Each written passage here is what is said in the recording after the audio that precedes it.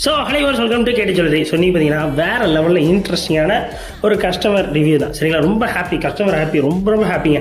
So என்ன வாங்கினாங்கன்னு பார்த்தீங்கன்னா ஒரு ரிங்குங்க. ஸோ ஒரு 4 கிராம்ஸில் ஒரு 92.5 சில்வர் ரிங்கு. அதில் அவங்க என்ன சொல்லிட்டாங்கன்னா, நாளைக்கு நாங்கள் ப்ரெசென்ட் பண்ணணும், எனக்கு நாளைக்குள்ளே எனக்கு கையில் வேணும், இதில் கேஎஸ்ன்னு போட்டிருக்கணும்னு இன்னைக்கு நைட்டு வந்து என்கிட்ட சொல்கிறாங்க.